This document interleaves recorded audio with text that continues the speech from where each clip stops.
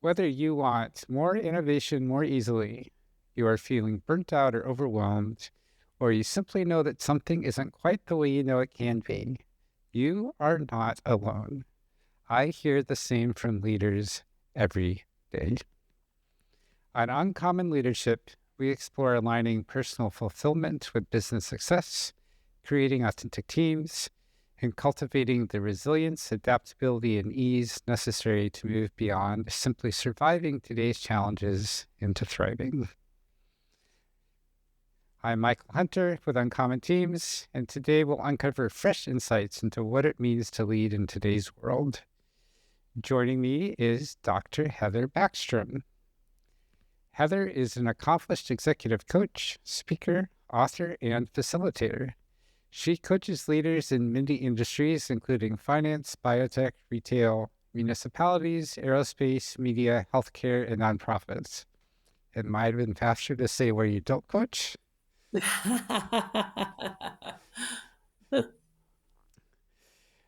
Heather is also the author of the award-winning women's leadership book, Collaborative Confidence: How Women Leaders Can Activate Self-Awareness, Amplify Their Authentic Talents, and Accelerate Workplace Change. She's a volunteer with the Tournament of Roses Association and often spends New Year's Eve on overnight duty in preparation for the Rose Parade. Welcome, Heather. Thank you. It's great to be here. I appreciate it. So, on overnight duty, does that mean you're guarding the floats so that no one messes with them? Yes, everybody always wants to know about overnight duty with the Rose Parade. The overnight duty varies, and I've been a volunteer since 2012, I believe.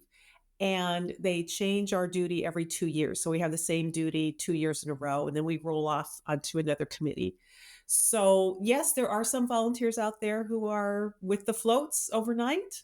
I haven't had that assignment yet, but probably will at some point. I have had overnight duty with the equestrian teams where they bring in all of the usually 20 to 30 different equestrian teams, and they all spend the night in their trailers and horses and gear and so forth in a kind of a secluded area not too far from the route. I've been overnight with the equestrian team before.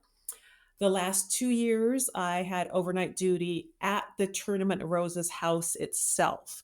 So in Pasadena, there is a Tournament of Roses house. It's a mansion and donated by the Wrigley family to the city of Pasadena many years ago.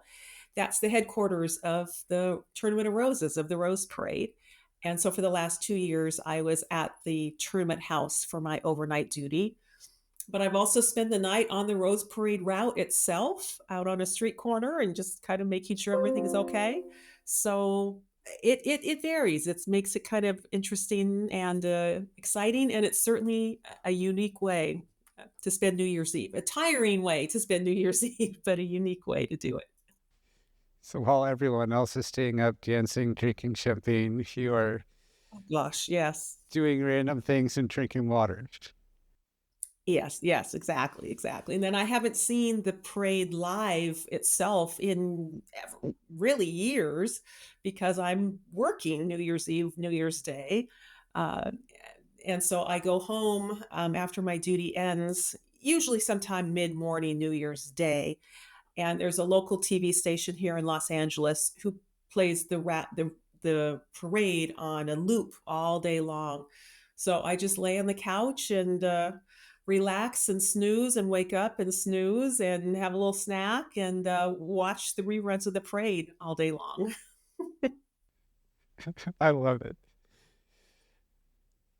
When did you first recognize that integrating your whole self, bringing that into everything that you do, might be a valuable approach? That is such a fascinating and deep question, Michael. I as an adult, I would say that it started partway through my career as a HR professional. So I worked in corporate human resources for many years and enjoyed the work, for many years. And even early in my career, I was always interested in helping other people, helping leaders and employees understand each other, work well with each other. And as that interest developed, I learned about coaching.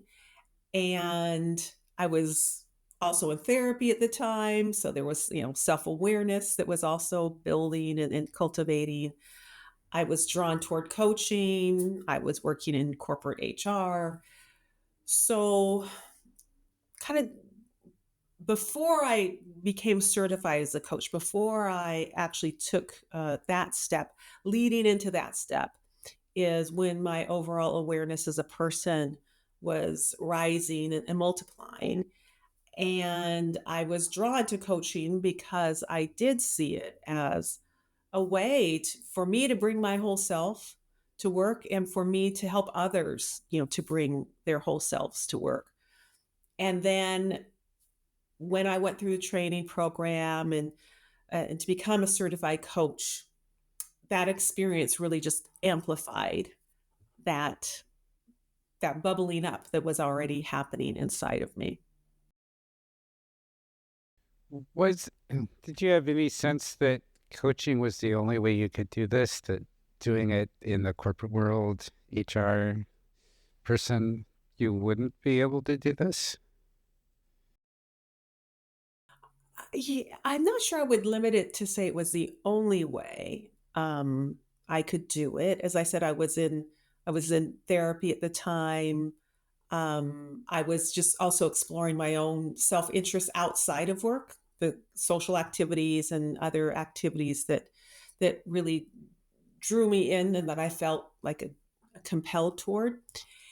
And when we look at work itself, my human resources work, at that time, I was I when I started in human resources, I worked in recruitment and I also worked in university relations.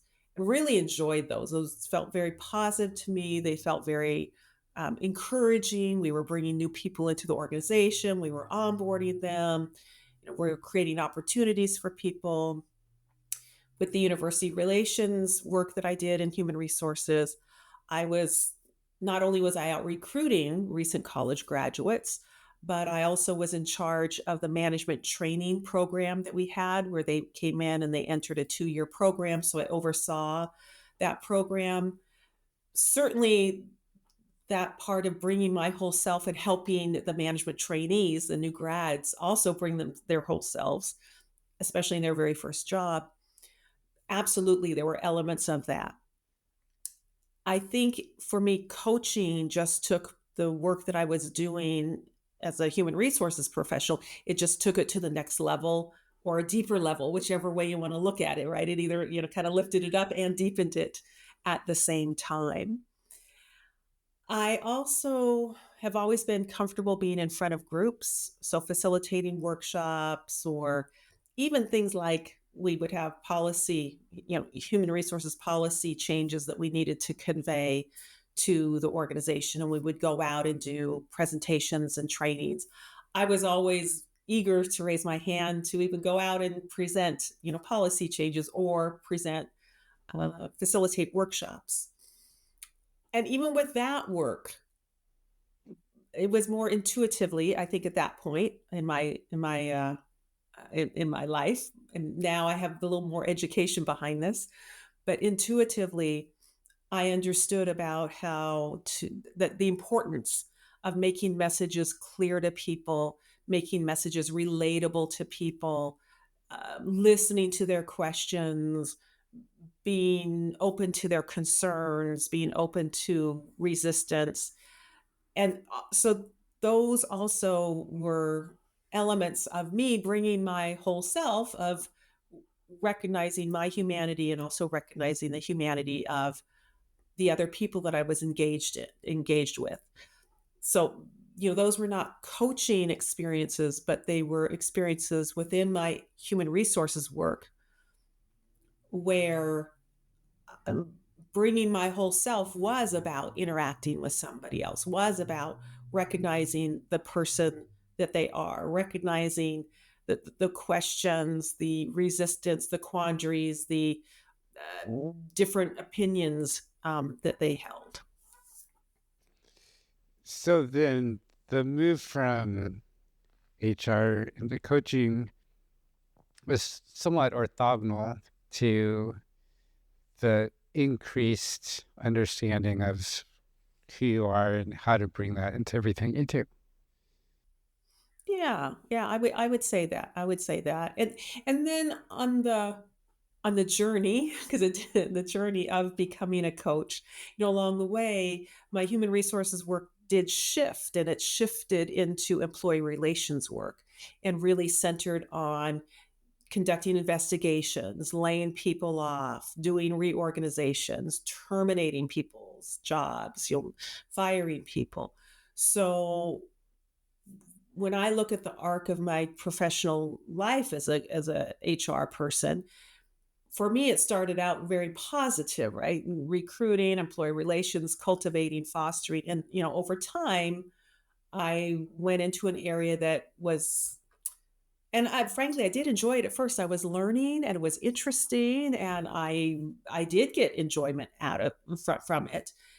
But as that work of employee relations, laying people off, firing people, et cetera, as that work became more central to my day-to-day life, that's where it really became uh, not aligned with who I am as a person. And then that made my desire to become a coach as well as a workshop facilitator, retreat facilitator, et cetera. That's where my draw to that became even more distinct and more accelerated. The work you were doing became less and less aligned with who you are at the same time that you were getting a broader and deeper understanding of who you are. And so the pull you were feeling towards coaching and facilitating became even not more strong necessarily, but gained more weight because there was less on Yes. the corporate side pulling you that way. Yes, yes, yeah, you captured it. Yes, perfectly, yes. Cool. I'm asking this because a lot of people I talk with start out thinking that working, bringing your whole self to work are two Mhm. opposites. And especially in the Mm, corporate mhm, world, mhm. where the eclecticness that maybe a smaller business or uh, is more more able to do or more sort of expected because we're just a few people. And so, of course, we're kind of Mhm, quirky too. We're a big corporation mhm. and we're all corporate drones.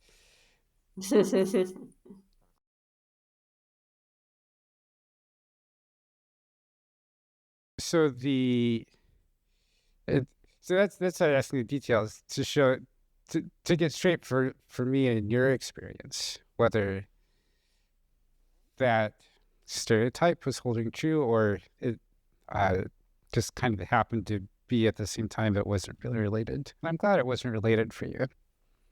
Mhm. Yeah, yeah. What was it about coaching and facilitating that was pulling you that?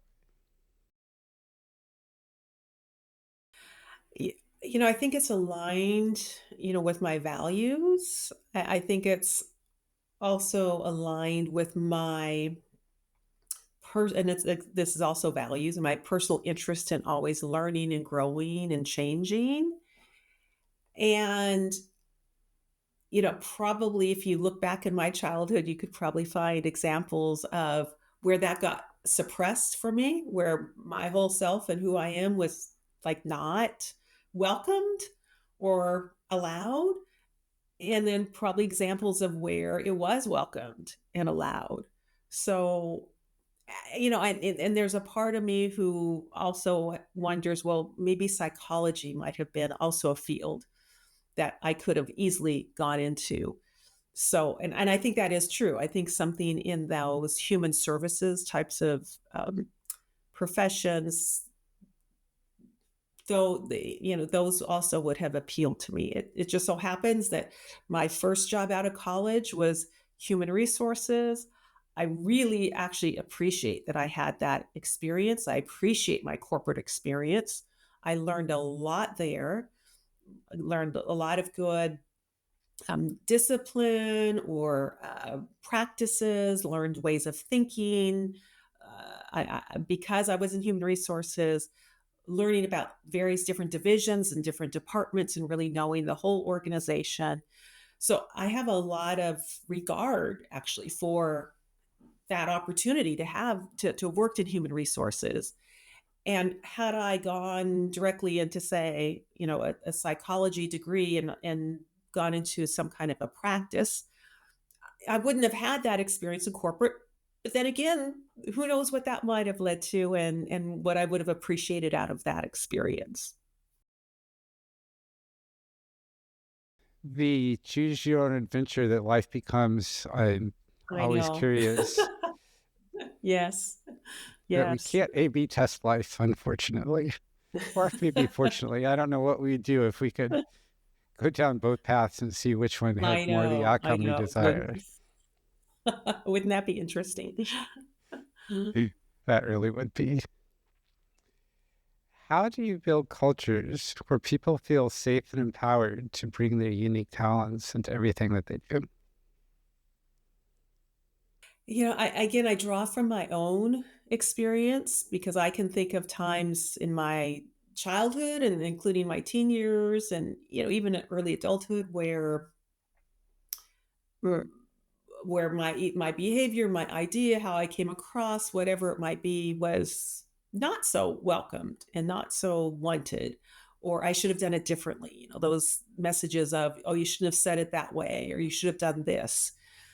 And so now fast forward to, this time in my life when I've had the opportunity to be a coach, and also going back even to my human resources days.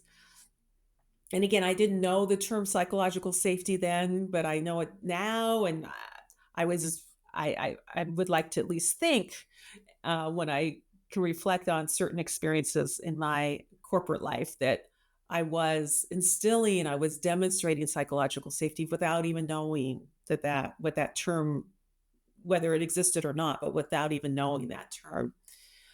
So, psychological safety and also inclusion, making people feel valued and included and noticed and recognized. And with psychological safety, infusing that into cultures and me trying to demonstrate that includes like being willing to admit my mistakes, being willing to admit when something didn't go as well as I had hoped, modeling that for other people, listening to other people's points of view, giving another person's point of view a chance and not just reacting and saying, "Oh, that's wrong." Now, of course, I'm human. I'm certainly not perfect. That still can happen. So I fully admit to sometimes I'm more reactionary than I would like to be. However, I certainly have grown in that area to be more responsive, responding rather than reacting, listening, asking questions, being curious about a person's point of view, being willing to change my own, point of view. And working with clients, helping them also be open to how they are coming across, how they are reacting to how their words and behaviors and actions influence another person and also influence the whole environment. And how, if they were to shift those, what changes might come as a result of that. If they were to start to ask more questions to understand versus just statements to say no, or I don't agree, or no, we need to do it this other way. But first, being curious, asking questions, and having that open mind to want to understand first. is something that I help clients grow into, as well as the good old adage of put yourself in the other person's shoes. If you were in their shoes, if you had their perspective, if you were managing their department, if you had their pressures, what what would be your thoughts? What would be your point of view? What would be your interest? What would you would be scared about? What would you be concerned about? So, also helping clients understand perspectives of other people is another way that I model that and try to work with clients on that. When you're first starting working with someone, or down the road, when you discover a block, how do you help the clients find that openness to being able to consider all of the possibilities and the different points of view? Yeah, and it's a process. There's certainly not just a light switch and you just flip it on and suddenly rainbows and butterflies appear and then a person's completely receptive to other points of view, immediately all the time. Yeah, and sometimes it can happen with certain people more quickly than others. So a few avenues that I take with clients is, and I'm thinking specifically about a recent coaching client that I can draw on as an illustration, where this client had a particular opinion about a colleague that was not a flattering opinion, was not a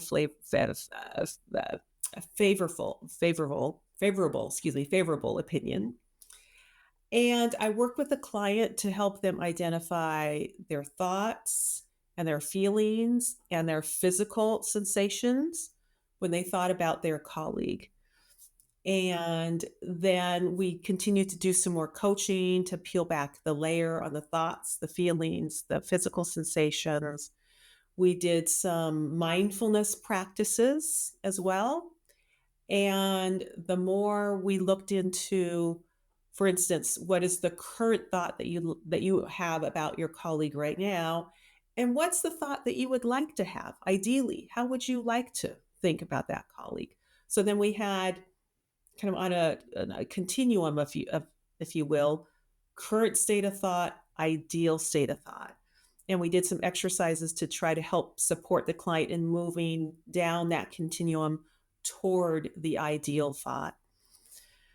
As I said, we did some mindfulness practices as well, because that can be very, very effective, because mindfulness practices quiet down the amygdala, the fight, flight, or freeze. It opens up the executive functioning. So a person can think more clearly, they can be more resourceful, they can be more creative, they can be more open minded. So that's why we did also some mindfulness practices in that coaching session. And by the time the session ended in that hour, the client really had moved down the continuum. Were they all the way to their ideal state?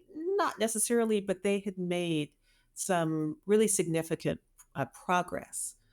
So that's one example that illustrates a way that I have helped clients, shift their mindset, become more open and receptive to either other points of view or to just somebody in particular who irritates them, who irks them. When you have someone who are working with you, maybe not, maybe because someone else has told them they have to, maybe on their own, and yet where they are and where they want to be, they believe are the same place. You see Mm, that there's either because you're using all of your other points of view on what their experience is to know that that's probably not where they want to be, or because other people are telling you that something isn't working with where this yeah. person is. How do you help them open up to what could be and that where they think is ideal might not be as ideal as they believe it is? Yeah, that's such an insightful question, Michael. And it's a tough scenario. I will say that I have been fortunate that I haven't had a lot of clients who who are of that ilk that you described. I have had some clients, and it can be tough, when especially I'm thinking again about a particular client who thought she was quite self-aware and was receptive to the coaching, was receptive to our sessions, but thought she was self-aware in terms of her behaviors and the impact of her behaviors on the others in her organization. And I don't think that she was as self-aware as she perceived herself to be. And in those cases, some other avenues that can help is to refer the client to therapy. Now, coaching and therapy, they certainly can be very helpful to be doing in tandem for the client to continue to see, say, me as the coach, and also see a therapist outside from a psychological standpoint.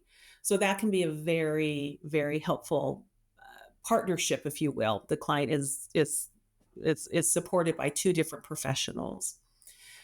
So that would be an avenue that I would certainly and have presented, pursued, encourage clients to consider. Another is similar. Many organizations, at least larger organizations, have an EAP, an employee assistance program. Again, referring the client to also get support from employee assistance. I've also done role playing with clients before, playing the role of the other person, and also switching roles where I'm playing the role of the client is playing the role of the other person to try to help the client be in that person's shoes. So, you know, and in kind, respectful, yet direct ways, point out to the client that their perception of themselves may be quite different than the perception of, say, their colleagues. And if that's true, then what, client? So presenting that to the client, if the perceptions are different, and let's just play with it a little bit, client. Let's just see. I'm not saying that's right or wrong. Let's just play with it. Let's play with the idea that your perception is A, your colleague's perception is B. Then what?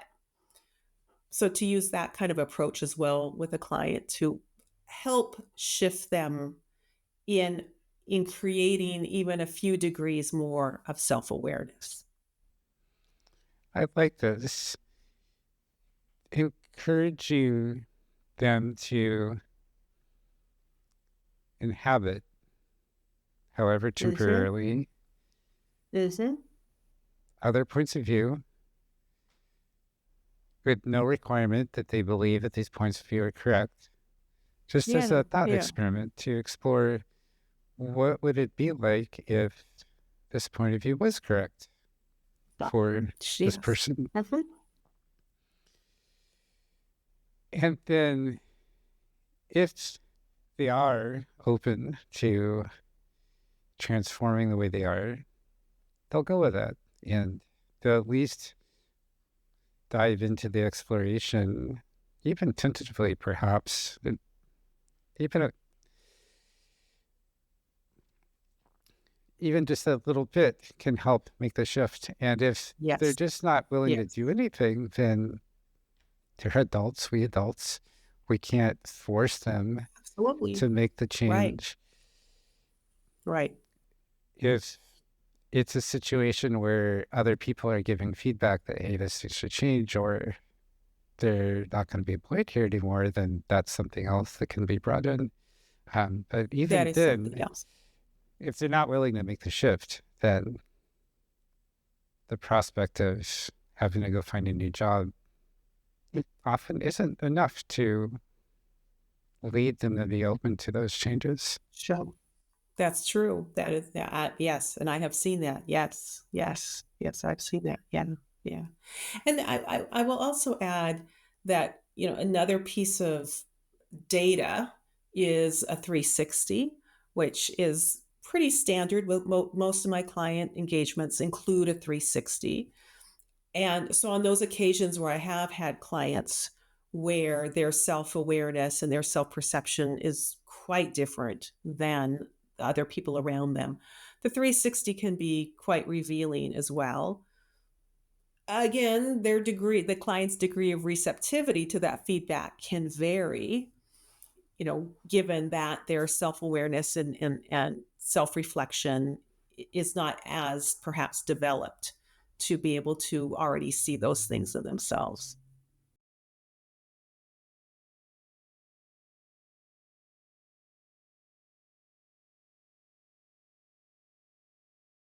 So, what is the business value of helping employees do all this squishy people internal self-development work?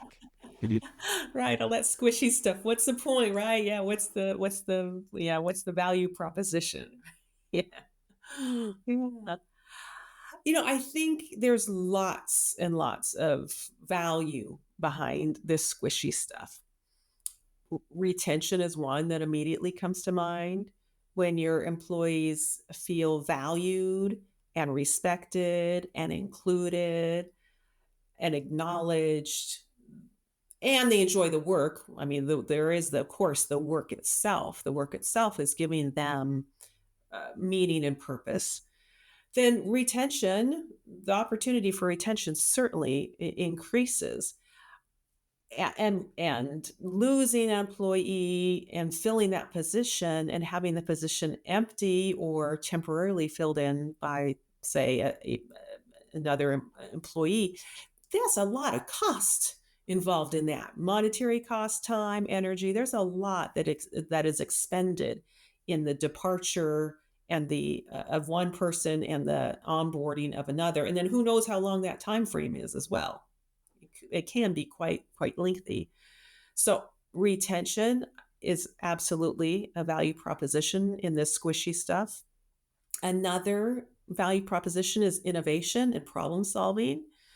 When I feel comfortable to know that I can toss out an idea that might sound ridiculous or do something that, I actually make a mistake, but to know that I'm not going to be called on the carpet, or I'm not at risk of getting written up or losing my job or being scolded or frowned upon, then that increases my creativity and my innovation, and I'm more willing to experiment or to give an idea that might sound on the surface uh,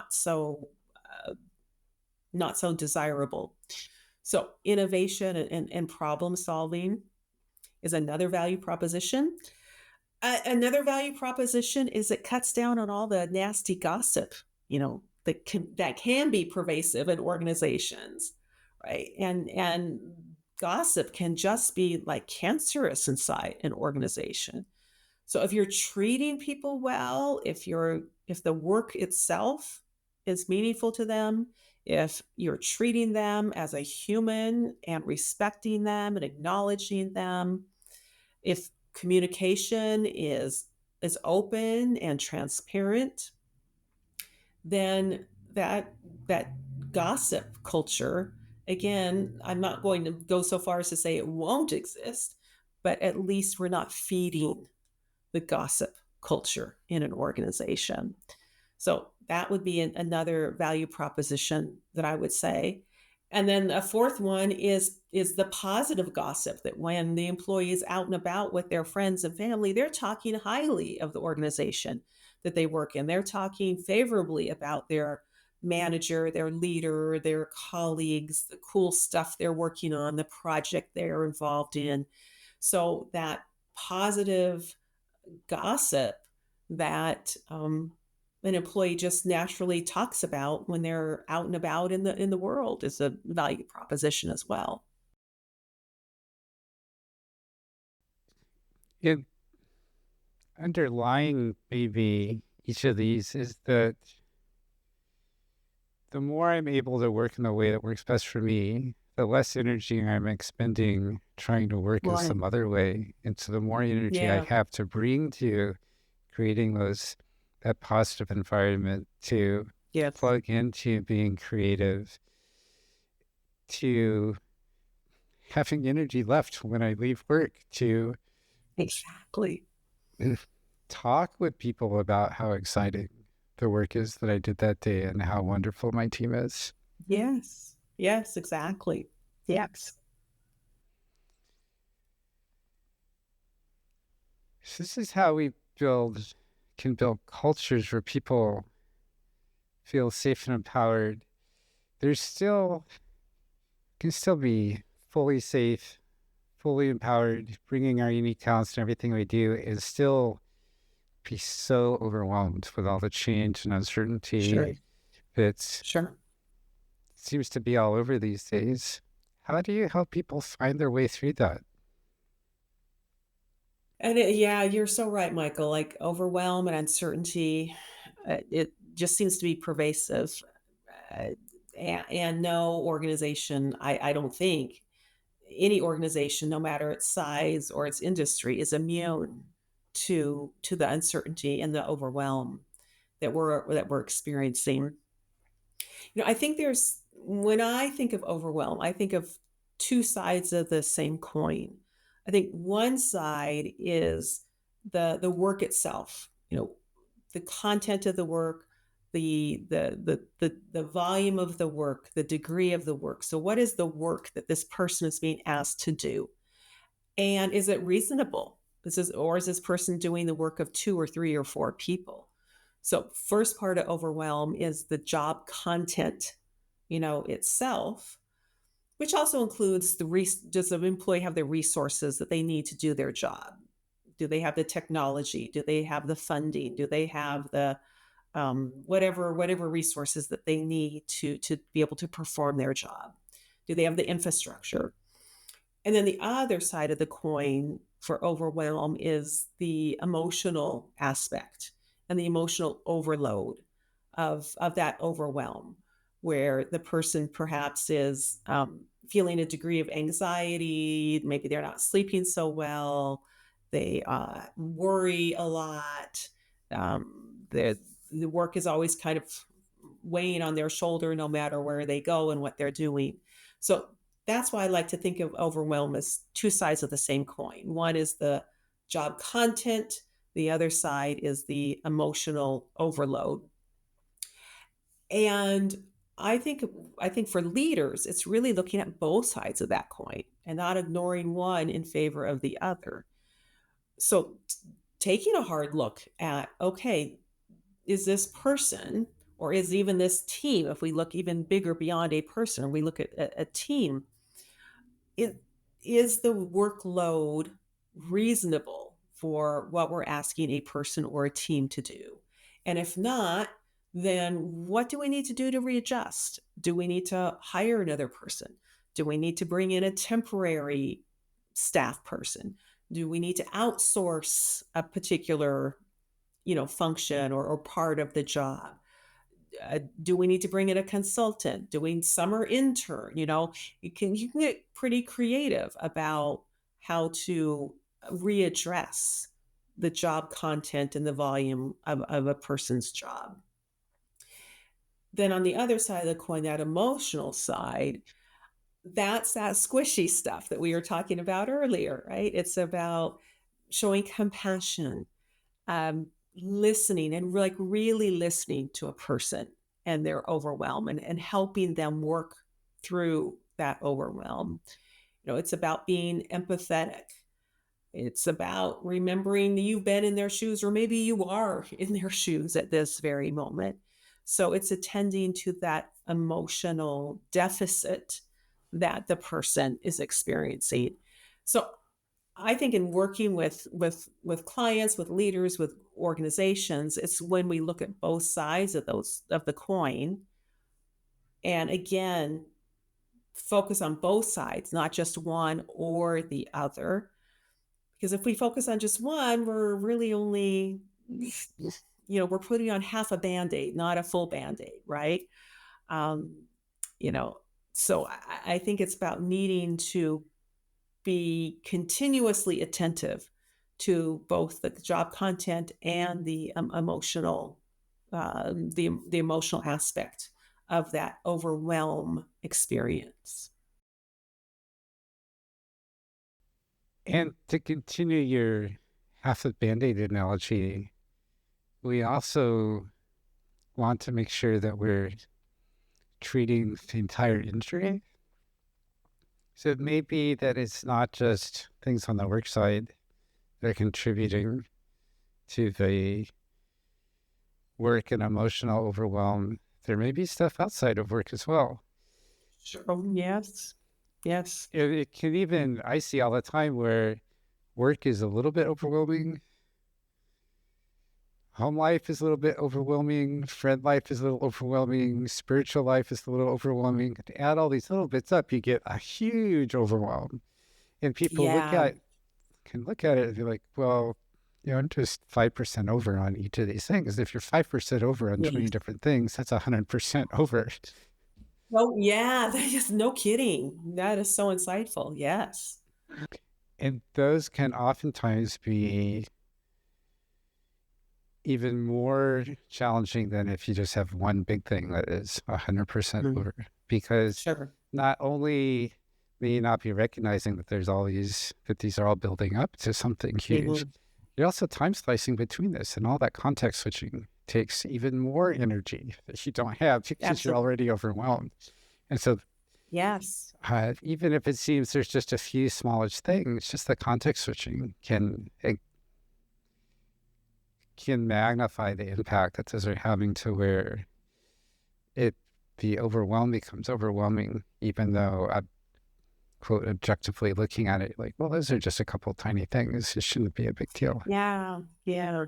Yeah. Yeah. It's like why it's like, oh, you just have a few tiny paper cuts, like, one paper cut maybe is like, it's your, but boy, if you've got, dozens of paper cuts on you on your arm, yeah, it's tough. That's what it makes me think of as you describe these different pockets of overwhelm and how they all multiply against each other.